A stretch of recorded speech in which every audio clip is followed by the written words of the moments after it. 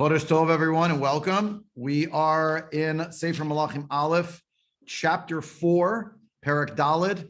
We're starting the new season now. The truth is, even if you missed the first 3 chapters of Sefer Melachim, don't worry.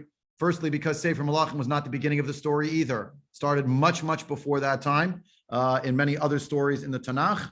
And Sefer Melachim Alef is just a continuation of that. Briefly, Sefer Melachim Alef thus far is about the transition from David to Shlomo, father-son dynasty, and the idea of David passing the torch. A lot of issues that we discussed in the first chapter about that, which included the strange episode of Bathsheba, of Adoniah, I should say, trying to usurp the throne and take it as what he thought was the right. He thought himself the rightful heir. The way in which Bathsheba came in at the behest of Natan Hanavi to set the record straight and to remind the king of his commitment to put Shlomo on the throne. And so it was that David indicated he was going to fulfill those words. The last words of David to Shlomo about what he expects his son to do, whether it was unfinished business or whether it was to secure his seat as the king or some mix thereof, but that's at the last. Also, part of that is the denouement of the story of Adoniah, what happens with him and his backers, who remember Adoniah is in fact the son of David Hamelach, and he has backers, some pretty powerful people at that, who follow him, and he's already making parties celebrating the fact that he has essentially taken the throne, and he then realizes that the tide has turned and he's not getting it, and that David is not finished as the king, but rather is still very well able to appoint the new king, the inheritor to the throne. So that was chapters 1 and 2. And of course, the end of the story of Adoniah is that he does fall, meaning he gets killed, because he begins really in a pretty, I guess, sycophantic manner, telling the king that, of course, he's going to be, completely obedient to him. First, he runs and holds onto the Mizbeach. We know that whole story, and Shlomo tells him basically, you have to stay in your home, and I won't touch you, etc. The chapters after that include, unfortunately, as I said, the end of Adoniah, and also these other people, basically, who are, again, either unfinished business or people who presented a threat to the throne, and who each of them is sent packing in some way with a certain condition, and then if and when they break that condition, they're killed. So that's those are the stories, chapters 1 through the end of 2. Now, chapter 3, again, still in my little survey here, just rushing through everything. Chapter 3 was Shlomo marries Paro Melach Mitzrayim, and in marrying Paro Melach Mitzrayim, it really means, as the pasuk and clarifies, he marries the daughter of Paro. We're going to come back to that, not so much today, but we will come back to that. It's in a later chapter. We'll see the ways in which Bat Paro is, in fact, in many ways, the undoing of Shlomo HaMelech. And the Navi makes clear that he marries the daughter of Paro because that's how diplomacy functioned. Instead of sending an ambassador, you sent a daughter, a princess, to marry into the other family. This was true right up to and including the Middle Ages, of course, throughout Europe. That's how things would go, typically in international relations. The Navi makes the point of telling us also that there is still a very prevalent custom where people set up worship centers for Hashem in various high places, various altars that they make called bamot, that they exist. And the reason why they still exist is because there's no Beit HaMikdash. And that's foreshadowing the idea, of course, that Shlomo HaMelech's greatest happening will be his greatest accomplishment will be the building, at least physical accomplishment, I should say, will be the building of the Beit HaMikdash. Those two things, the fact that he married into Paro's family and the fact that the Beit HaMikdash has not been built, is actually going to be of a kind with each other. Chapter 3 also had two other stories in it. One about the distinction between the place of the Jewish people for worship at that time, which was centered in Giv'on, a bit north of Yerushalayim, and then the fact that the capital city was already Yerushalayim, Ir David, and the dream of Shlomo, in which he's told by Hashem that he can ask for anything he wants, and instead of asking for power or wealth or longevity, he asks for wisdom, and Hashem grants it to him. And the last story, chapter 3, that we learned together, it's already a few months ago. In fact, if you do it, look at it on the clock, it's a couple of months ago, at least before Rosh Hashanah, is the story of the two women and the babies, the baby that passed away and the baby that's alive, and the story about splitting the baby. And that was actually our last shiur that we studied together. And now we're up to chapter 4, which, in contrast to the drama of chapter 3, on the face of it, is going to seem rather dry. And how do you squeeze out an entire chapter, an entire shiur rather, from chapter 4, which seems to mostly be about names? So a few things that I hope to share today. First, if you're using the Koren Tanakh, we're on page 407 in the Koren Hebrew English Tanakh, the one I like to use best because I really like the way it's laid out. It shows you the Masoretic text where the paragraph breaks actually are, not where the arbitrary chapter numbers were imposed by foreign sources upon the Jewish people, lo aleinu. Also, it just has good translation that seems to line up nicely. Every translation, say every time, every translation is an interpretation, and of course it has its limits. If you're in another Tanakh, again, it's Sefer Melachim Alef, that's 1 Kings, chapter 4, verse 1. And the truth is, we already learned verse 1, because if you look in the Koren Tanakh or a similar Tanakh, you'll note that it is not really part of chapter 4 of the new story.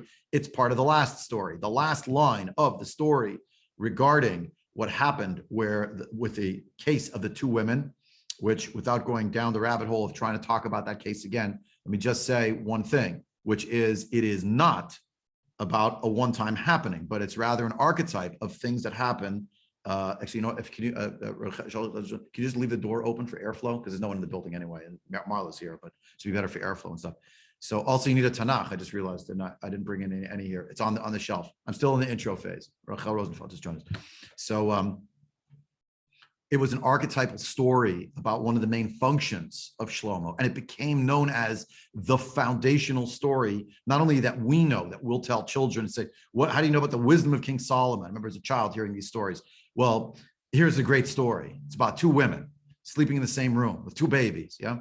So it's the foundational controlling narrative that describes the wisdom of Shlomo HaMelech, and it's what animates what's transpiring in the story. It's what animates the whole of the wisdom of Shlomo is put on display in that episode, if you will. That's what we learn, right? Now, the end of the story is verses 25 of chapter 3, or 28, excuse me, of chapter 3, and then verse 1 of chapter 4. Vayishmu chol Yisrael demishpat asher shafat hamelech vayir'u mipnei hamelech ki ra'u ki chachmat Elohim b'kirbo la'asot mishpat.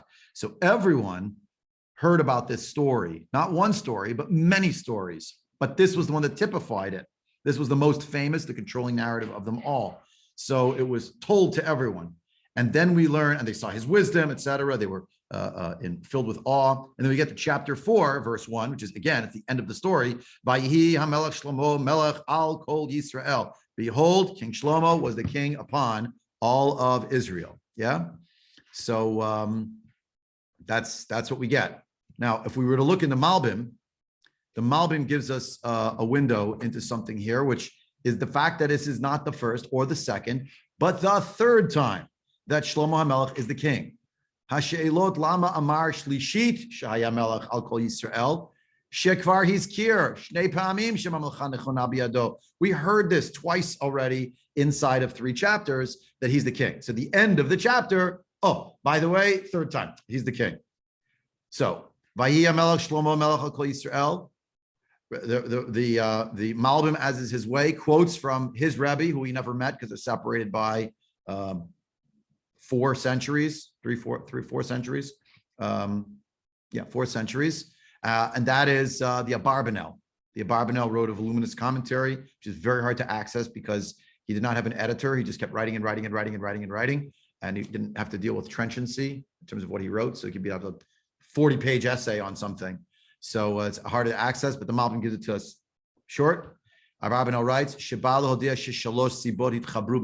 there were 3 reasons that came together, combined in his kingship. And why it had to be mentioned 3 times over. Tripartite repetition, he's the king. Alef Ratzon Aviv, it's what his father wanted. Shimlicho b'chayav, that he kinged him, he anointed him in his lifetime. And with regard to this, we learn, okay, so after mentioning the anointing, Shlomo yashav al kisei aviv, v'tikod malchuto me'od. So he sat on his father's throne because he got it by rights from his father. His father was there when they anointed him. And normally you don't anoint a king when it's a father-son, when it's a dynastic transition, but here it was necessary. Very obvious why.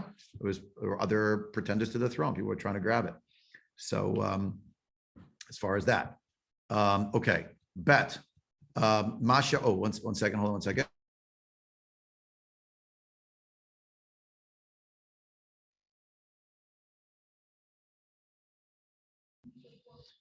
So the second time, the first time is about the family. Second time, Masha Ragid Oivad, that he killed off all his enemies. He consolidated power. And then it uses the expression, right? You get another one. Number 3, Mashinatan lo Elohim chachma ubina. God gave him wisdom. Everyone wanted him now to be the king. Here was the ratification. Family versus the enemies, political, but then also the ratification of the people. So that's why it says here, Melach al Kol Yisrael, he was the king over the whole nation. Wrote Salomer Loki Shaul. I'm on page 2 now. At the beginning, when Shaul, remember when he's anointed, the first go around. There are wicked people who denigrate him, tell him you're not the king. Look at David, 7 years, he was only the king over 1 tribe. Kitachaf Malach al Kol Yisrael vein potzepeh umetzavtzef. Right? So here, Shlomo, he's the king. Everybody knows he's the king, and nobody's challenging it anymore. And so 3 times the Navi wants us to hear the story. He's the king. Note that the 3rd time, now, it comes against the backdrop, not of politics, not of military exploits, but of taking care of the people, let's say in I wouldn't say pastoral role, but in a judicial role, applying his wisdom. And here we learn something which exists today, maybe in many cultures, including our own, but it was in our culture way before other nations thought about it. And that is, to quote Sir Francis Bacon, Lahavdol, right? Knowledge is power. This is a man who had knowledge. He had intelligence. The recognition that Chachma is so crucial in the world, and having good seichel and being able to apply it, and more than political machinations, and more than receiving something, with a silver spoon or with the same jug of anointing that your father had. You have to earn it. How do you earn it? The wisdom, and you see that on display here. So we could stop here and just say, okay, well, the next part is going to be kind of strange because we got it. He consolidated power. Where's the part where he starts building the Mikdash? However, there's something else that needs to happen, which is that in order to build the Mikdash, he needs to make sure, Shlomo needs to make sure that he can consolidate. What does he need in order to build the Mikdash? I mean, he has permission from Hashem, but he's missing something. He's got to raise it. Capital. He's got to raise the money. And part of the raising of the money is the raising of the money. And part of the raising of the money is by showing his exercising his leadership as the king is expressed most directly and most regularly through the taking of taxes. And that's where taxation comes up. It comes against the backdrop of the people saying, this is our guy. We not that they really had a choice, by the by, because David anointed him. But the point is, he won the people's hearts over with the story. And now we come to Pasuk Bet, and we read a list of names. Ve'ele hasarim asher lo, Azaryahu ben Tzadok HaKohen, Elichorav va'Achia b'nei Shisha Sofrim, Yehoshaphat ben Achilud HaMazkir, Uvenayahu ben Yehoyada al Tzava, v'Tzadok ve'Eviatar Kohanim. Va'Azaryahu ben Natan al Nitzavim, v'Zavud ben Natan Kohen Ro'eh HaMelech. So most of these are different names and different functions. We have the people who are going to be just known as the scribes. We have 3 scribes listed here. We have the secretary, seems to be different than the scribe. We have the people who serve as Kohanim. Bit of a question there, because you might recall there's a whole intrigue with Tzadok and Eviatar HaKohen, yet they're both listed here as Kohanim. Remember what happened to previously? And that's why sometimes it's good to have a full Tanakh, because you can flip back a few pages. If you flip back to page 404 in the Koren Tanakh, it's chapter 2, verse 26. The king had words with Eviatar HaKohen. Eviatar HaKohen, who disastrously backed the wrong person. Remember? He seemed to be following another parade for another leader. So the king told him, I am essentially putting you under house arrest, but I won't put you to death. Leviatar Kohen Amar HaMelech Anatot Leich Al Sadecha Ki Ish Mavet Ata Uvayom Hazeh Lo Amitecha Ki Nasata Et Aron Hashem Elokim Lifnei David Avi V'chi Hit Anita B'cho Asher Hit Ana Avi V'yegarish Shlomo Et Eviatar Miyot Kohen LaHashem L'malei Et Dvar Hashem Asher Diber Al Beit Eli B'Shilo. So it's strange, if you read those verses again, it's chapter, if you don't have the Koren Tanakh, chapter 2, verses 26 and 27, to then read that in chapter 4, Eviatar is standing right next to Tzadok as the 2 Kohanim. So what's going on? Question. Further, we have someone who is known as the Azaryahu ben Natan is on the Nitzavim. What are the Nitzavim? I don't even know how does Koren translate Nitzavim. He was over the officers. Okay, we'll see different ideas. And the Zavud ben Natan Kohen Ro'eh HaMelech is some kind of attendant, maybe a jester, someone who cares for the king. Ro'eh HaMelech means he's the shepherd of the king, means he sort of tends to the king's personal needs. Okay, and then you have right there, king's private minister of state. Again, Koren, that's their interpretation. It's one interpretation. Right? And then we have Vachishar al Habayit, he's the house committee. Vadoniram ben Avda al Hamas. And then we have the Secretary of the Treasury. He's in charge of the taxation. Right? So we have these names of different people. There's some mysteries here about who some of them are. We'll keep reading the Perek in order to get more of a feel for it and to recognize, and we should ask ourselves, why is the Navi giving us so much background information about people's names? You could say, well, Divrei Hayamim is filled with that, and it is part of the record, and these people served an important function. But there are other features that are, say, encoded or hidden in the significance of mentioning all these names, which I hope to come to presently. Pasuk Zayin, another section. L'shlomo shnei masar nitzavim al kol Yisrael. There are 12 nitzavim, 12 people who are the standards, the standard bearers. When someone atem nitzavim hayom kulchem, you're standing. So they're the standards. They're the people who are representatives. You might even use the word governors or ambassadors. He has 12 of these. Al kol Yisrael.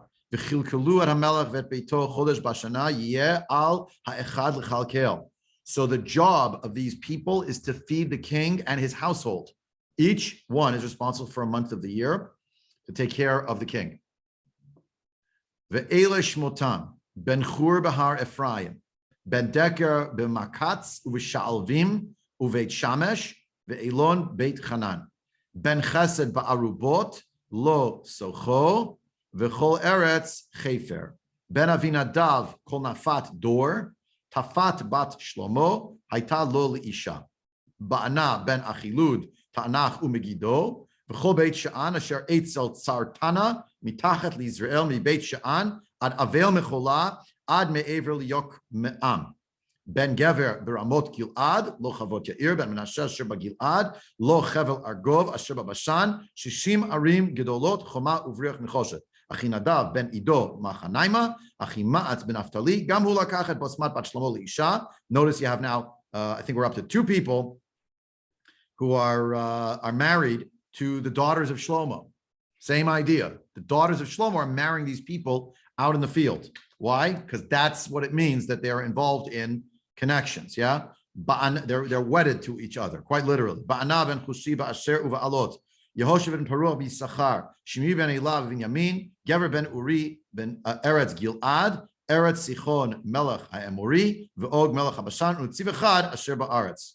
Yeah, Yehuda v'Yisrael Rabim kachol asher al hayam larov ochlim v'shotim usmechim. They eat, they drink, and they're very happy. What a riveting parak. Look on the map on the first page. Map on the first page. You came here, heard of genealogy. It's not even genealogy, it's a map. Look on the map, first page. Thanks to our friends at hatanach.com for that. We have here the cabinet picks. And these are the locations. Note that there's even a place in the area known as the Bashan. Today would be what? Northern Jordan. But then farther north, that's Syria, Argov, right up there in the corner. Right? Og? What is this? Og was the king of Bashan. Remember, Og Melech HaBashan and Sichon, which is down here, Sichon Melech HaEmori, are both beaten by Moshe Rabbeinu already in the Torah because each of them started up with the Jewish people. Remember? Right. Right. So this is the areas that are controlled by, in some way, the Jewish people. And you see, and in the days of David, remember, there were expansive wars taking place in this region. This whole area was expansive wars by the army of David. We're going to talk more about military issues, by the way, next year in chapter 5. Suffice it to say that there is no such thing as a border fence, and there is really no such thing in actuality as only the people who are ruling this place live in this place. There are other peoples who are there. Still, always. That was always true. It's still true today, but it was true back then as well. Rabbi, this can't be that same Og. I mean, there's a drash that Og was on the Teva. So who is this Og? Wait a minute. Why are you mentioning Og, though? Og's not in this story. It just so happens it mentioned Bashan, and the king of Bashan at one time, hundreds of years before Shlomo Melech lived, was Og. I see. Okay, I read it out of context. He's not on the docket. He's not been mentioned. Okay. No, and that medrash is not the pshat. In the pshat, there Og is a person who lives after. He's not hanging on the teva, nothing like that. That's a medrash. There are disputing midrashim that say there's no such thing, but that there was a king named Og. That's in the pshat. He's in Parshat Chukat, and Og Melech HaBashan and Sichon Melech HaEmori, 2 kings vanquished, dragons vanquished by Bnei Yisrael, their army. Remember, the Jewish people come from Egypt way down here, and they go around the bottom of the Dead Sea, and they come up here. And around here, these are the plains of Moab, is right just north of the Reed Sea. That's where they cross over to Jericho. That's over Yericho. So I'm just making the point that, as it turns out, and we know this in the Torah, the Jewish people conquered all these people. Here's Gilad, the Gilad area. Here's the place called Machanaim that's already mentioned in the Torah, but it's actually also conquered. Ramot Gilad on the right-hand side of the map, about 2/3 of the way up from the bottom, or 1/3 of the way down, however you want to see it. All of these are the places where they were taking taxation. Now, when we read the beginning of the pasuk here, and we're going to talk about this more next week, so I'm kind of tabling it. You say, well, what's left to talk about today? But we'll talk next time. When we talk about the table of the king, it's not an exercise really in gluttony as much as you think it is. It has much more to do with feeding lots and lots and lots and lots of people who are on the table of the king and fed by the table of the king. I just saw Shelley's text a moment ago in his chat. How can the daughters of Shlomo able to marry if he starts ruling at 12? It's an excellent question. And the answer is one of 2 things. One, he's not actually 12 because the Navi never says he's 12. It's a calculation that possibly he might have been 12 when all this happened. That's number one. And in that same vein, it also begs the question, he's 12 years old and he's married to daughter of Paro. It could be. There was child marriage, especially when it was international relations. It could be. But it could also be that he's not actually 12. Could be he's much older than 12 at this point.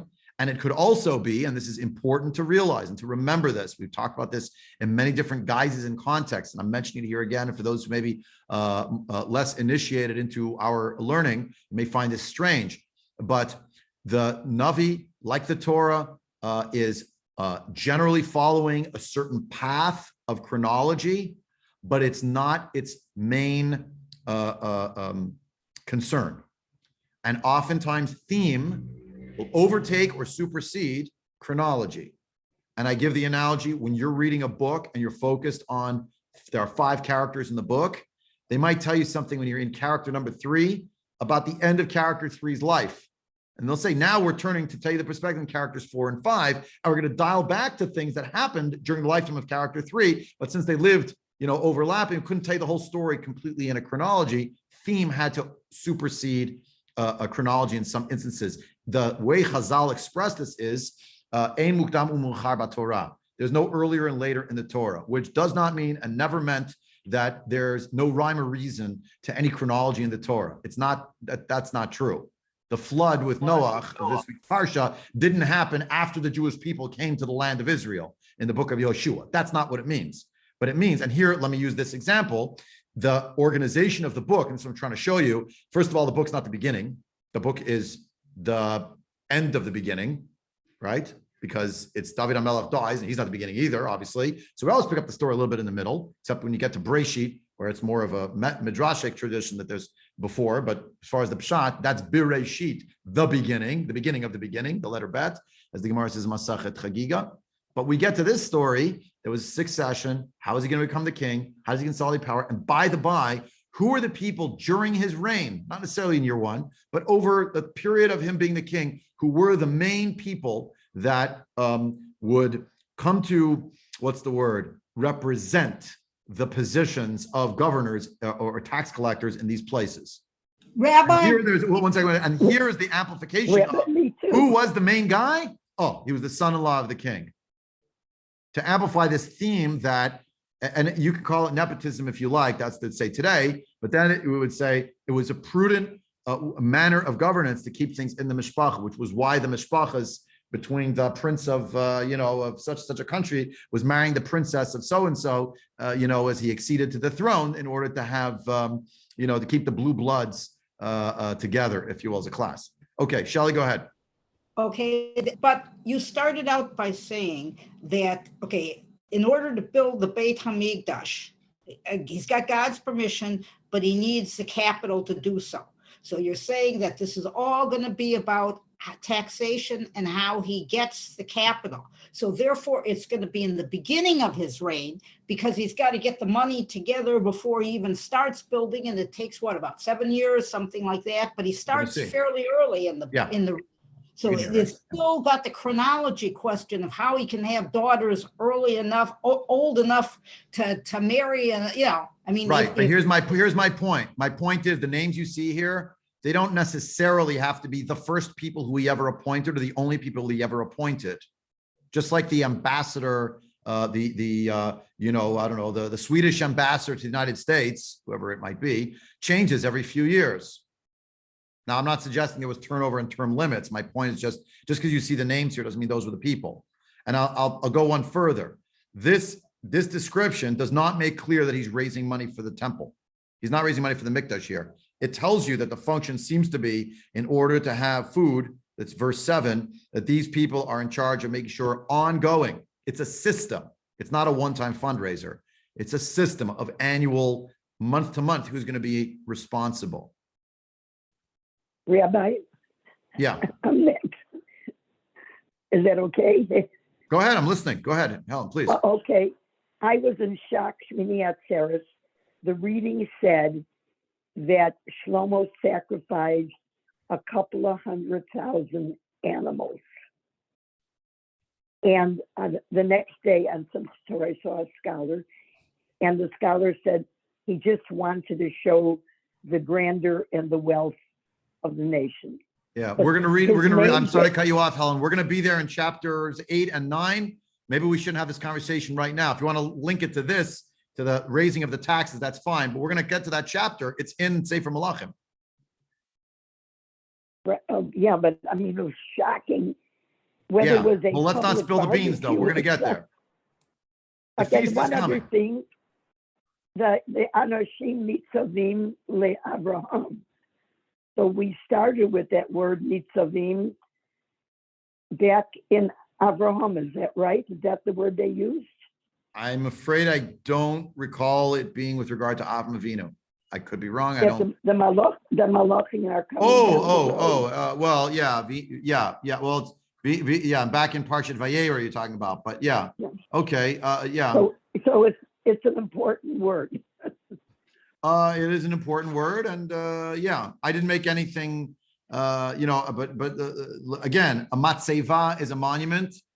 To be yeah, it's a v'hinei shlosh anashim nitzavim alav. They're standing in his presence. They're in front of him. Yeah, so nitzavim here though is that he put these people like parashat nitzavim. You're standing before me, but it's like an appointment. It's like a charge. So what was their job? They raised capital. Every one of them was in charge of a different month. Yeah. Similar to the Malachim, each one had a different job. Okay. I didn't read anywhere that it's I didn't read anywhere per se that it's angels here, but they're emissaries for sure. So in that sense, if angel and emissary are the same word, which they are, so maybe there's something there. Okay, thank you. Yeah, no, Yasher Koach. Okay, let's move on a little bit, see a few more things here. First of all, Azaryahu ben Sadok. So Lo Katav al Mimi now, the Radak writes, I'm on page 2. It doesn't say for Azaryahu ben Sadok in verse 2. It just says, here are the ministers who were with him, Azaryahu ben Sadok HaKohen. And then it gives you 2 other names and it tells you they're Sofrim. But you see, there's a pasuk break after the name Azaryahu ben Sadok HaKohen. So the question is, what was his job? It's not clear. Radak says that's not clear. Ve'im Tzadok zeh Tzadok HaKohen ben Achituv, Shaya im David, Shemashcho oto leKohen, im Shlomo, Hinei Azaryahu ben Beno haya, ki Achimatz haya ben Tzadok v'Azaryahu ben Achimatz. So if it's the Tzadok, who's the Tzadok, it would mention this person is Azaryahu ben Tzadok HaKohen. Is this Tzadok HaKohen who is the son of Achituv, who was with David, who was there at the time of the anointing of Shlomo? Is that the same person? So he had one guy stated as his Kohen was Tzadok HaKohen, but then he had the anointing itself happened by this person. Is this the same guy? It's not entirely clear. Not entirely clear. It's left kind of open-ended, if you will. Doesn't tell us. We may be familiar though with these names a little bit.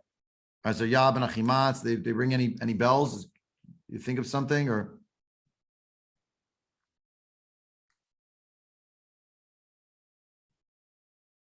Anything at all? No? Any earlier stories from earlier books? Something? Any resonance? Any?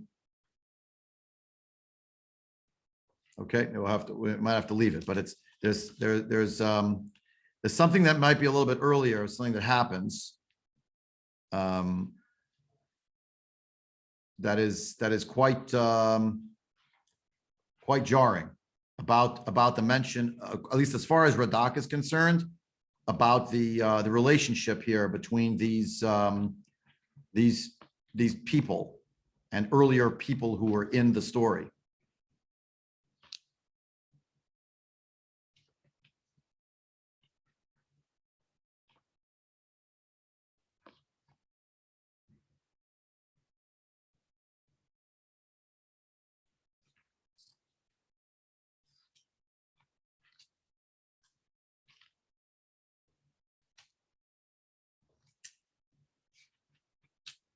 Remember when David and Melach was running away? Remember David and Melach was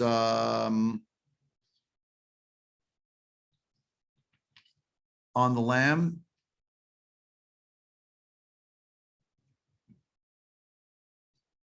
Turn to page 353.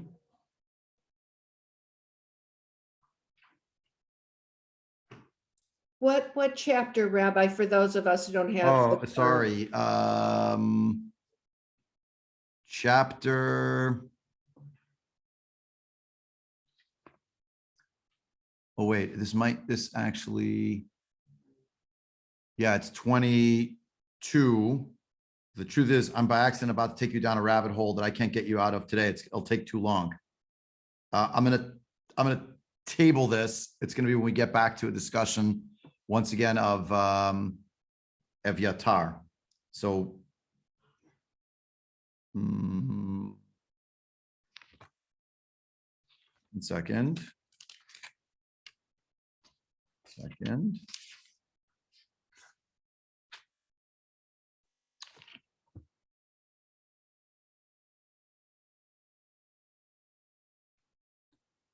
To make sure how this goes. So I don't want to take you dead. So it's a rabbit hole. And if we open it, it's amazing, but I don't want to open something that I can't close. You know, I better quit while I'm ahead, because this is a whole different line that I had been thinking about, and I saw a beautiful Torah from Rav Meidan, but I'm withdrawing. I'm not gonna go down that hole. There's a whole connection here that goes back to a much earlier story with David HaMelech running away, and why this person was so integral to put him back into the mix. But let me not go down that line, because I can't bring you out of it in time. It wasn't really originally in my plan, but now it occurred to me I should mention it now. I have to bring it up at another juncture. Scratch it from the record, I suppose. Some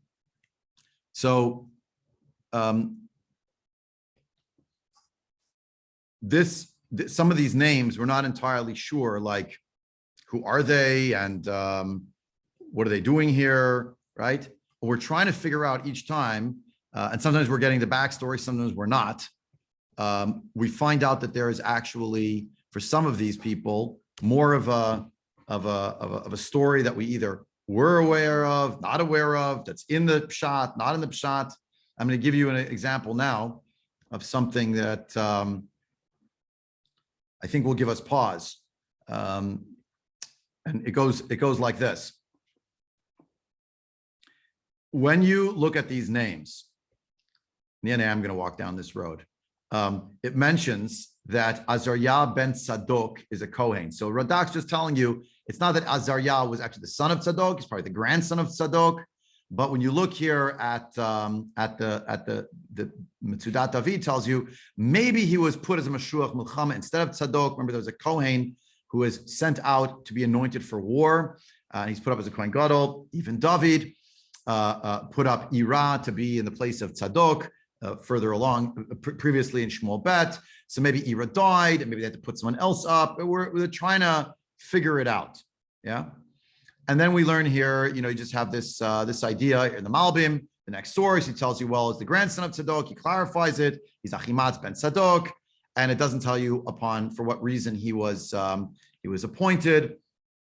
And the Abarbanel says that this is to do with what's after it in the second pasuk.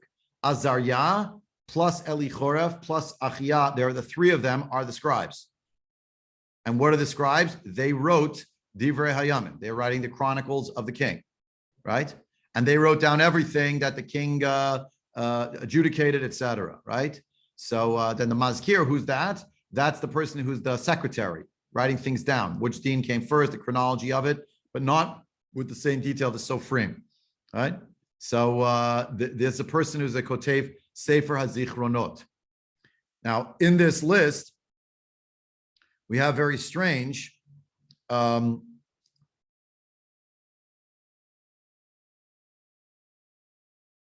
we'll see if I get to the part that I was wavering if I should take you down the rabbit hole. First, we're going to see something else that's another rabbit hole, which is the next part of the sources. I'll stick to my original plan. I was almost going to throw myself off balance. There's two names here that appear in Pasuk Gimel, Elichoref and Achia, B'nai Shisha. I don't know on the face of it I can't answer your question that you will have about this Gemara, other than to say this is what the Masorah we have from Chazal. But I'm going to ask you to consider when you hear this story, why is this story in Shas? Why do we need to know this story? What is an important early lesson that we're learning here, even in the listing of these people's names?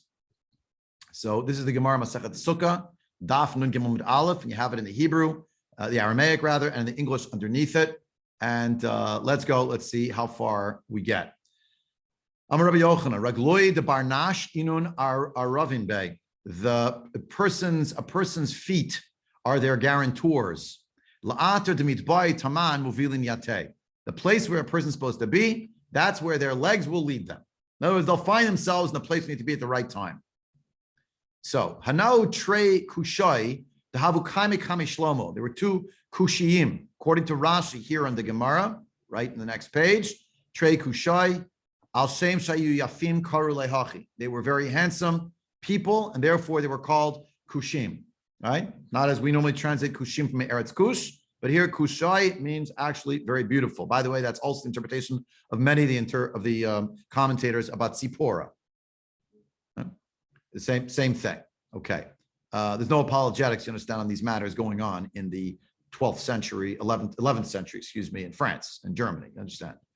Or in Shas or in the Midrashim. That's one of the interpretations. So it so happened that there were these two people who were part of the court of Shlomo, and they were their names. Elichor v'Achia b'nei Shisha. So from the Shlomo Havu, they were the scribes of Shlomo. A very strange story ensues. Yom Echad, Chazi l'Malach Hamavet, the Havaka Atziv. One day Shlomo Melech saw that the angel of death was very sad. Amar Le, he said to him, Amay Atzivad, why are you essentially despondent? You look crestfallen. Amar Le, the Kabo Minoi, Hane Tarti Kusoi, the Yatvihacha.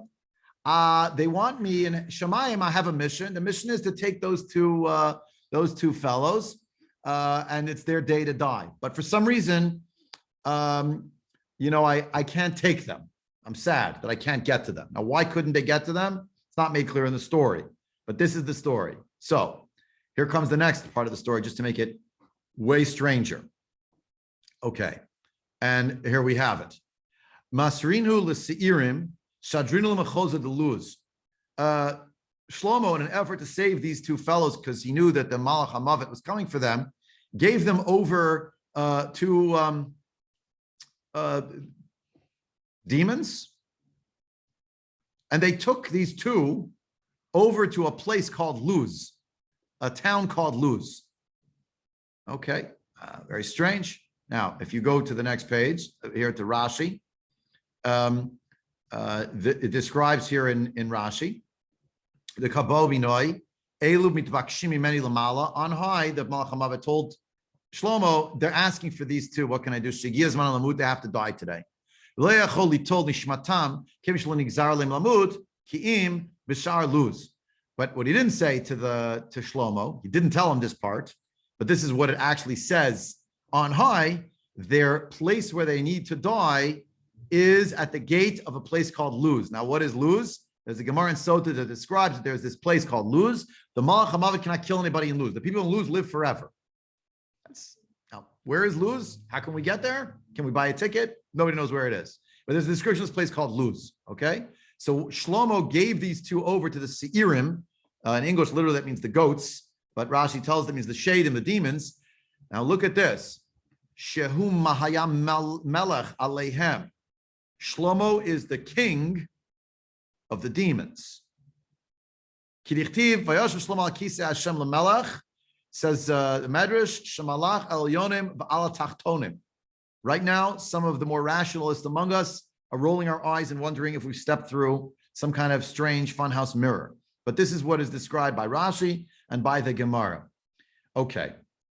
Now, what actually happened? Here, Rashi tells us right here. He tells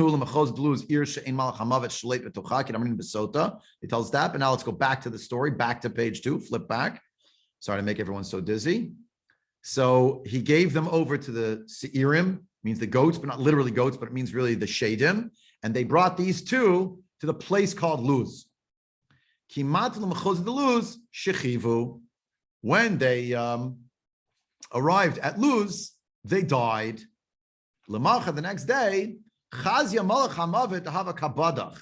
Shlomo Melech saw that the Malach Hamavet was joyous, was giddy. Amar le amai badichat. Why are you so happy? Right? You're so ebullient. It's such a good day. Amar le ba'atu debo minoi taman shedartinu.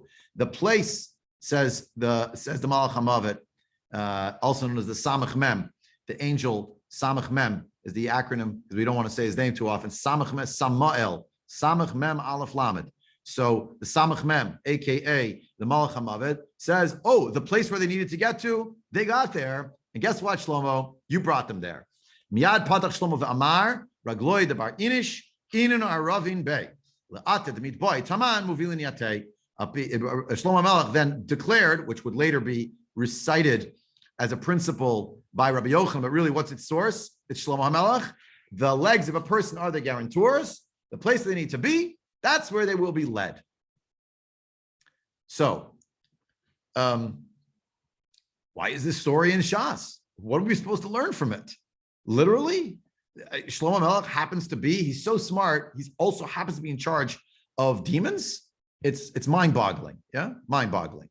And Shelley does point out, and I'll just read it. This is troubling, she writes, because it mirrors the fatalism of Greek tragedy. Okay, so we have to understand. Malach Khan. So, okay, the Ritva just points out handily, as Rashi had already said, but he says they already knew this in their day. Perush, Kabbalah, Haita Biyalim, Shein Malach Hamavet Nichnas Sham. Malach Hamavet does not go into the city of Luz, but he stands outside, right? So, to there are they led, says the Maharsha, the Chidushi Agadot. That's how they describe death, the holacha, and as if walking somewhere to go somewhere, right? So as it says in the first parak of Masachet Sota, Ein holchot ela lashon mita, means death. As Esav will say, Shenema anochi olech lamut, I am going to die. So that's what it means. Diglamar, the Barnash, etc., the Shar Balichai mitatim b'mikra, the rest of the creatures of the world, they die by happenstance, says the Maharsha. They die because they die. Masha'en kimitat barnash u'al pi agzera bizman she'igia lamut u'bichlal agzera nami be'ezeh makom im b'mechubad lo o b'mevuzek fi ma'asav l'tov u'l'ra. All that, when and how and where, all of that, that's already agzera on high. We could spend a lot of time trying to understand this from a theological perspective. I'm just taking them our shot face value. That's what he says. That's his interpretation. That's what he thinks. There's a lot of problems with it. Okay, we'll have to leave an analysis for another time. That's his understanding. The Trei Kushai, he quotes here that is because they were handsome. That's exactly Isha Kushit. That's also Targum Onkelos Itata Shafirta. She was beautiful. That's what the Targum Onkelos interprets as well. Ader Shikorim Lesumim Saginar, etc. Okay, etc. etc. So it's okay. Next. Umashe Hizkir Khan Sheyuyafin Shal Yedei Zet Ta'ash Lomo Shema Shaya Malach Hamavet Atsev Amitatan Lefi Shayu Anashim Yefei Toar Ulakach Mihel Shulchan Leluz Lahatzilan Sham. The idea here is that Shlomo Melech erroneously thought, that the Malach Hamavet was unable to take them. It somehow had to do with the fact that they were very good looking.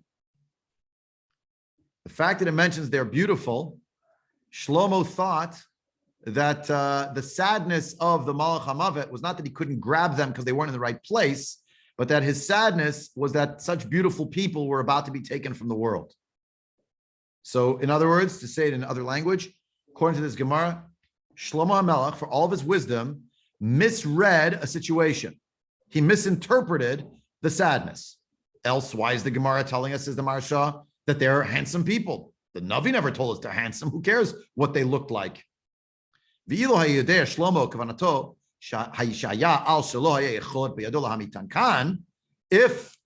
the Malach Hamavet, if Shlomo had truly understood Malach Hamavet was saying he's sad because they're not in the right spot yet, right? Pirish Rashi, to have a kabadach amitatan, vaday de lo hayam shalchan l'sham, ela adarabah hayam akvan kan, they shlu chalamitan, the kalahavin. If Shlomo Melech knew that the date and the time was over there, they had a date with destiny, a date with death. would have never sent them there. But you know what happened? Shlomo Melach made a mistake. His wisdom got the better of him. And it turns out that his wisdom was not foolproof. His wisdom was not omniscience. He was fallible. Aruch Laner took this also very literally. Lichora zeraya listor shahayala ragleim eviyum l'sham el asirim shemasram shlomo lahem. Guess what? Who brought them there? Their legs didn't actually bring them there, so to speak. Demons brought them there. Who gave them over to demons? Shlomo HaMelech. It's for your own protection, he told the two of them as he parted company with them. I give you over to demonic forces in the world. It's for your own good. But actually, little did he know he was enabling, right, their own death. Right? It's not that they went derech halicha, they actually walked. But actually, the way the Aruch Laner takes it, by the way, is that the demons sped them over there. They were somehow sent, light speed. They were transported there by the demons. They got there in an occult, in a fashion having something to do with the occult, and they weren't even. It wasn't that they were guarding them. Otherwise, you should have just told them walk. Must be with their wings that they brought them there. L'sham l'maher biatam, to speed it along. L'luz. Why? The shedim yesh lehem knafayim. Okay, the shedim apparently, according to Aruch Laner, from Yamin Ettlinger, they have wings, according to the tradition. They can gather, they can travel from one end of the world to the other very, very quickly. This is, by the way, in the age, obviously, hundreds of years before the internet, but they can travel. As it says in Masach Chagigah in the Gemara. Maybe they wouldn't have ever arrived at Luz, or they wouldn't have gotten there in time, they wouldn't have died. Right? So actually, who got them there quick enough? And the Melech Hamavet knew all of this and was waiting for them? Oh, Shlomo did it. And Shlomo was willing to invoke his kingship over forces of evil. But Tzarech Lomar deragloi de barnash lav davka. O deragloi ein aperish raglav mamash ela sivuvav. It's not literally the legs, but rather the surroundings, the environment. Kilash ve'varach Hashem otcha leragli. Shepirusho ba'avuri, on my account. Ubesibati, on my cause. God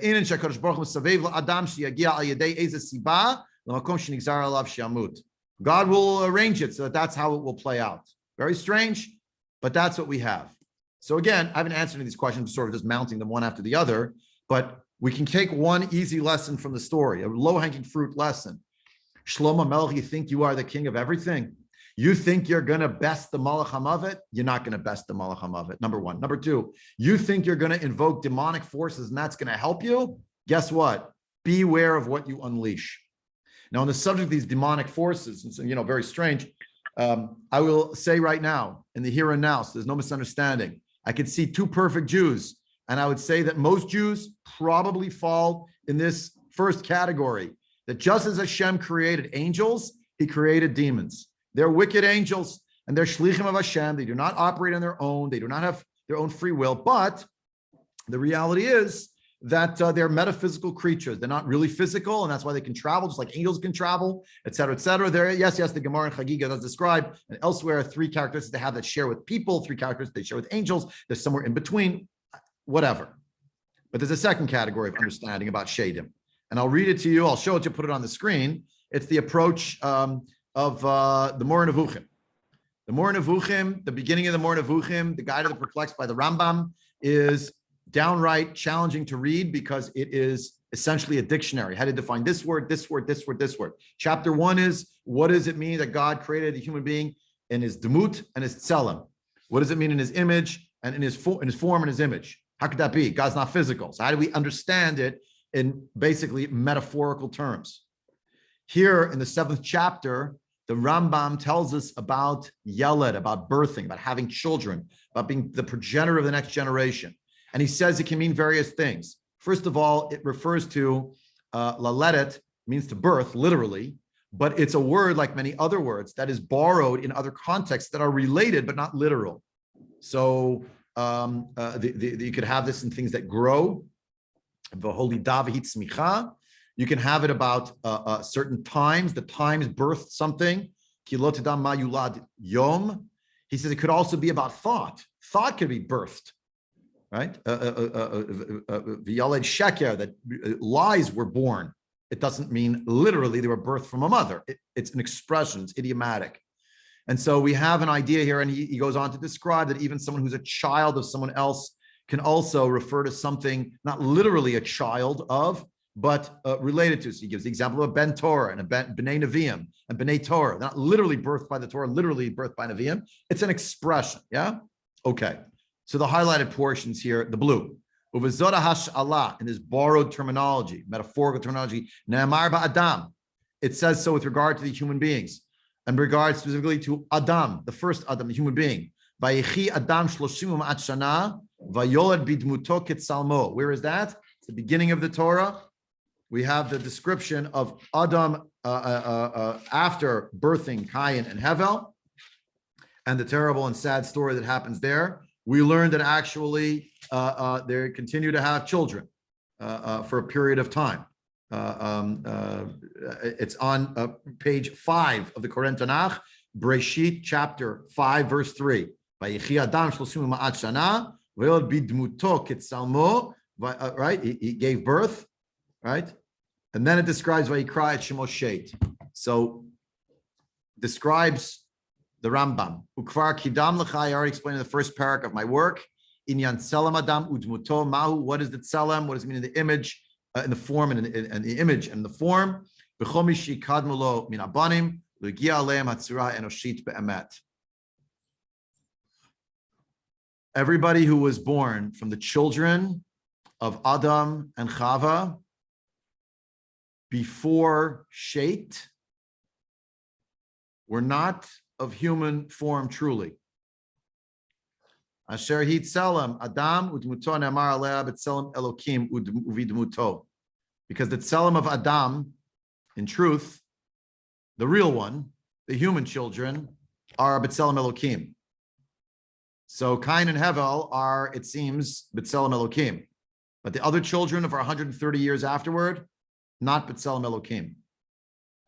Omnam Sheit, the famous child, third child who's named, but there were many other children. It says so in the Torah.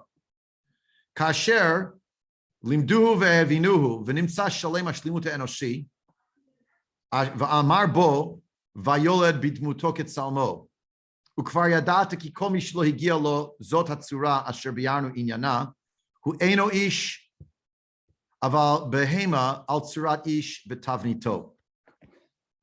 So to understand what's going on here, look at chapter 4, verse 25 in Sefer Breshit. Vayeda Adam od et ishto vatelet bein, vatikra et shemo Sheit, ki shatli Elohim zera acher tachat Hevel kerago Cain. Ulesheit gam hu yulad bein, vayikra et shemo Enosh, az hu choal likro b'shem Hashem. Then you open chapter 5, and this is a perfect example of what I was talking about before, that sometimes theme overtakes chronology. Zeh Sefer Toldot Adam, chapter 5 of the Torah. How many times did the Torah tell the story of humanity? 3 times. Bereshit bara Elokim is the first time. Then we have the creation of Adam and Chava, first Adam, then Chava, in chapter 2. But in chapter 1, Adam and Chava are created. It's not called that. There's a Char Nekeva. That's chapter 1's creation. Chapter 2 are Adam and then Chava emerging from Adam, as opposed to chapter 1, where the two of them are birthed at the same time. The creation number 3, or created at the same time, not birth, but created at the same time. Third creation, chapter 5, verse 1. Zeh Sefer Toldot Adam, b'yom b'ro Elohim, Adam, b'dmut Elohim, asa oto. This is the story, the Chronicles, Toldot, milashon laledet, the birthing, the genealogy of Adam, the time when Hashem created, when the God created the human being, in the image of God did he make him. Zechar nekeva bara'am, v'yavarach otam v'yikra et shemam Adam, b'yom hibar'am. Gimel. Vayechi Adam 30 ma'at shana v'yolad bidmuto ketsalmo vayikra et shemo Sheit. The Rambam, I have it still highlighted here on the screen. All the children other than Sheit were not human. They were animals in the form of people and in their style. But they did not have the designation of being human in the sense of they did not have the Tselem Elokim that they were created in. Rambam, Chilek Alef, Lemor Nevuchim, Perek Zayin. Let's keep going. Aval yesh lo yecholet al minei hahezek v'chidush haraot. But what these children did have the capacity for was they did have the capacity to do damage. And they did have an intellect that enabled them to be creative in a wicked way. In English, you would say to be diabolical. This was not true with the other animals, the animal kingdom. They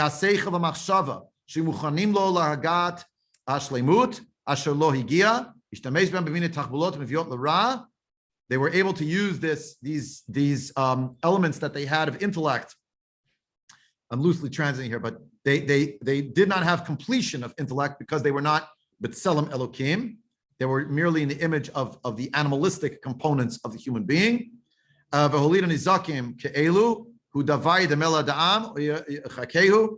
they birthed these damagers, if you will, as if it is something that could be imagined as similar to the human being or to mimic the human being. So were the human beings who came before Shet. Va'amur b'midrash, the Midrash says, quoted by the Rambam, Kolotan kuf lamed shana shaya Adam nizof, for 130 years following the sin in Gan Eden, when Adam was pushed off, means Adam and Chava, but Adam, because he was the first man, was considered in some kind of what's the word of chayrim, basically. Nazuf, he was cast out. Nazuf bahem. Haya molid ruchot. He gave birth to spirits. Rotzalomar shedim. Rambam, quoting from the Medrash. V'chasher ratzau Hashem. Once God, he found favor in God's eyes again. Holid bidmuto ketsalmo. Then he gave birth in his image and in his form. V'hu amaro. That's why the Torah says, "Vayichi Adam shloshim atshana vayoled bidmuto ketsalmo." Basically, the Rambam writes that what we have here in story number 3, the creation of humanity, chapter 5 and onward, is that the birthing of the child born in exile, mind you, not in the Garden of Eden, between Adam and Chava, named Shet. And you can see the line, you can trace it, and that's where our eyes sort of droop. We look at the names, look through the names. Who does it lead to eventually? Noach. Remember, we have the following lines of humanity, so to speak, from at least a physical perspective. Adam and Chava, Beyodim, have a child named Cain, a child named Hevel. Hevel dies, does not have any children. Cain, he has a whole line. The line is listed in the Torah. It tells you the names of all the children of Cain. That's chapter 4. If you read through chapter 4, it ends with all the names of the line of Cain. What happened to the line of Cain, by the way? They were wiped out by the flood. The line that continues is through Noach, or they're mostly, depends if Tuval Cain and Naamah, if Naamah is the same Naamah as Machloket.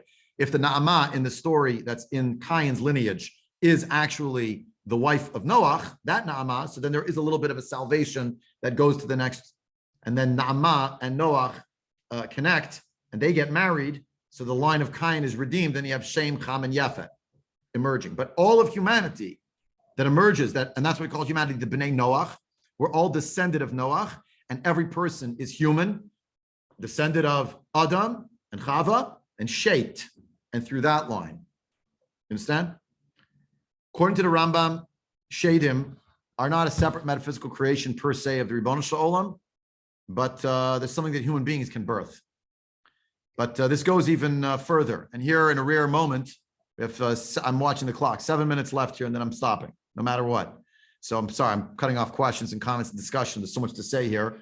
For the first time, I think, in this shear slot, we're making recourse, page 5 of the sources, to one of the great works for Russian literature, which I did read, by the way, even though right now I cheated because I wanted to get down to business. So I looked online to get good excerpts from a website called litcharts.com.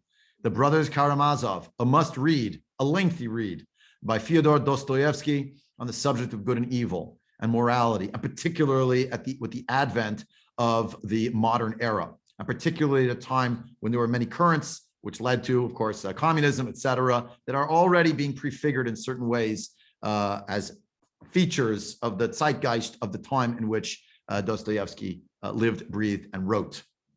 So it is that one of the characters, Ivan, asks a person called the gentleman, who arrives in his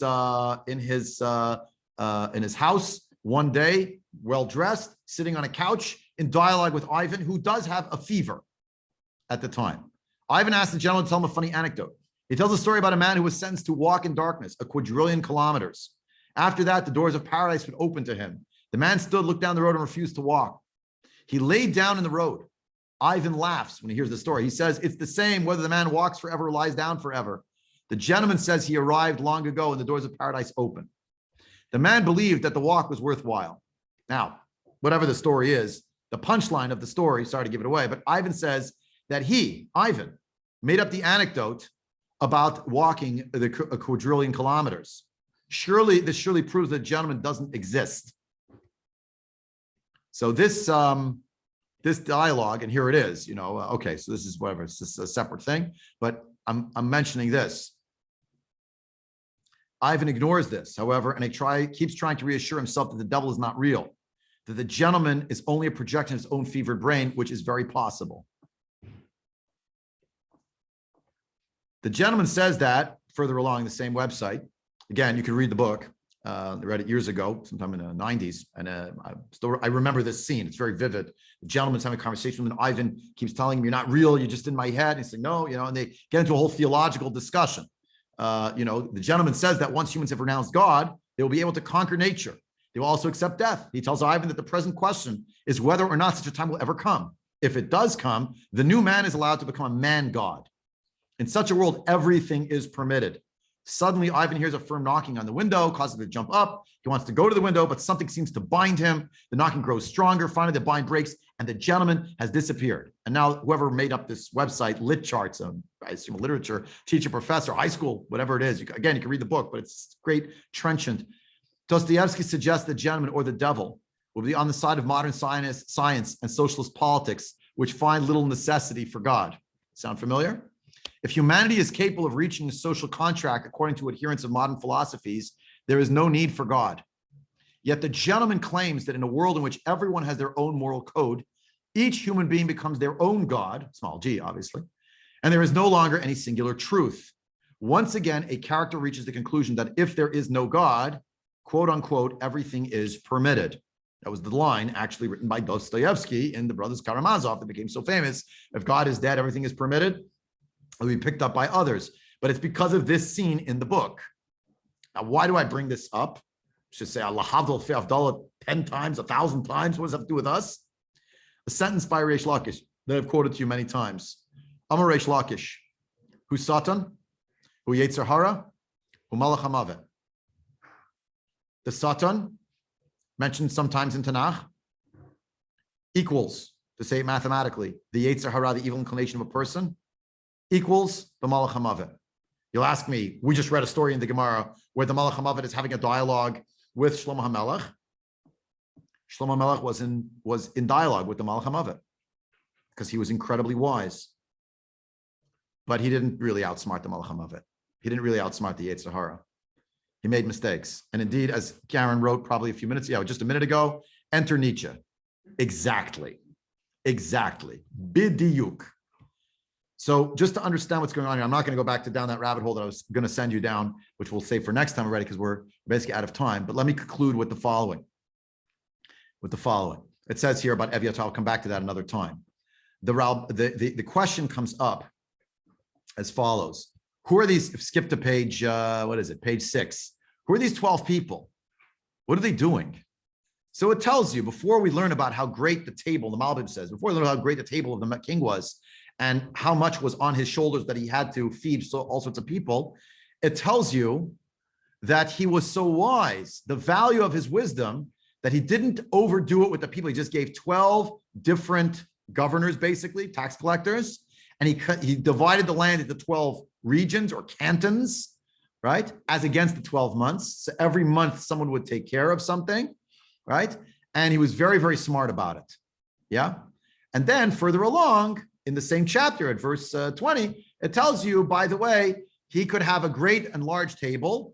And the fact is that he had a great system in place. Everything was arranged with seichel. He thought about it. Everyone could eat and drink and be very happy. And therefore, everyone was happy. And when everybody's happy, no one wants to make wars or insurrections because everybody's fed. It's a great welfare state. Now, I'm not suggesting he was feeding everybody, but in the capital city, it seems he had we're going to read about it next time, a very, very large table. Yeah. And he thought about this, how is he going to do it? It's going to be a massive quantities. When you turn back, it's on page, 407 there on the bottom. It actually makes mention at the end of the chapter that there were so much that he had people who were as much as the sand of the sea. That's how many people he had. It's a guzma. It's not literal, but huge. Professor Avram Grossman in Eretz Yisrael says, I'm trying to understand why is this here? Why is the Tanakh giving us this whole story? So let me summarize what he says. And it goes like this. I can tell you the following. There's a lesson that we're learning here. I'm giving you just the issue. There's a lesson that we're learning here about, in this chapter, a mistake. And a mistake which eventually will be a fatal flaw. In the great wisdom of Shlomo HaMelech of what he's going to do and how he's going to run it and how he's setting everything up, there's one tribe that actually doesn't get a governor and never pays taxes. And instead of reading you the words, you could just look here at the map. Look at the map on the end of page 7. Rachel is here, if everyone else. See the map? We've got Beit Shemesh, which is Dan/Yehuda. Elon, Shalvim. This is Yoknaam. You have Machanaim. Everybody's got to pay taxes. You know who's not paying taxes? A certain tribe that lives right here. The tribe of Yehuda. They don't pay taxes. They don't have a governor. How come? David didn't make them pay taxes either. Because for 7.5 years, he was the king only over them. Remember, over and over and over again in the book of Shmuel Bet, for those who didn't learn it, you should be aware, the family fight is still going. Yehuda versus the other tribes. And Shlomo makes everybody happy for a while. But written into this parak is already, says Professor Avram Grossman, others write this as well, a fatal flaw. Right? Now, Shimon, I see Lori wrote about the southern tribe, Shimon. Yes, there's a big discussion what happened to Shimon, and I ignore them because Shimon most likely somehow was amalgamated into the tribe of Yehuda at some point. They do not seem to have their own independence as a tribe for various reasons having to do with their history. But they would also be sort of down here. Now it says Dan/Yehuda. That's what the atlas.mikra did for Tanakh.com. But the truth is that city, Beit Shemesh, is here. It's not in Hara Yehuda. It's a different topography, a different place of different tribes. And the one tribe that got out of it, we will see, as Grossman writes, Rav Meidan talks about this as well, was also going to end up becoming a source of friction and tension. Here already, right here, you have the seeds for what's going to happen when Shlomo's son, Rechavam, will take over, which we're going to get to in chapter 11. You understand? For those who know what's coming, you understand. If not, you'll be surprised. And there you have it. A parak that on the face of it seems pretty mundane with the names is actually about showing, by the way, why was it 12? Because there's 12 tribes in the Jewish people. Only the problem was it wasn't actually divided geographically to match that. And that was the problem. If Shlomo HaMelech had given every tribe, you, everybody's got a month, great. That's not what happened. He put everybody up north. His tribe, tax-free zone. Oh, but we'll eat very well. Chila shtia simcha. And that is what happened. Now, there isn't going to be a rebellion and insurrection in Shlomo HaMelech's day, so don't wait for it. But I want to show you that in this parak, as we saw the third parak, he's marrying the daughter of Paro. And then we find that he has this dream and God promises him wisdom. All the wisdom in the world does not mean infallibility. Doesn't mean you don't make mistakes or missteps and judgments that are erroneous. And that's Davka on display right here in Perek Daled, in the way in which this is set up. And I think that Gemara, I didn't close the circle in case it wasn't readily apparent. The Gemara, to me, I read much more in a metaphoric manner. Again, a person could read it literally.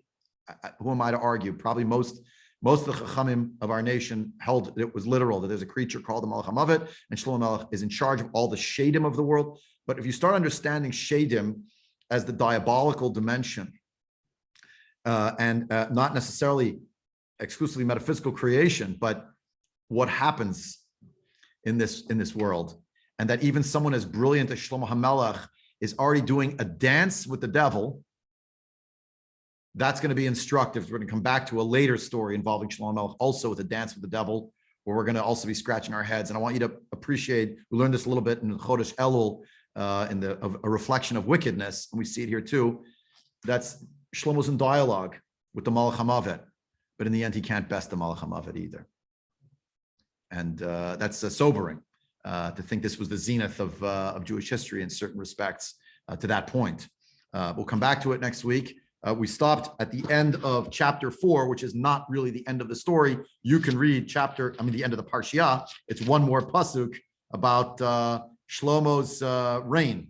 We might as well read it now. Shlomo hayam Moshe b'chol mamlechot min anar eretz plishtim v'ad gvul Mitzrayim magishim mincha ve'ovdim et Shlomo kol yemei chayav. All of Shlomo's life, they brought gifts. They had people serving him constantly. Where? From the river of the Plishtim, called the Nar Eretz Plishtim. We'll look about that on the map next time. It's not the Nile, but it's a little farther to the east. And we go all the way from the Nar Eretz Plishtim until Gvul Mitzrayim. Even from there, they were bringing him gifts because he was running things in his lifetime. But what happened after? That's another story. Adkan for today. Thanks for joining.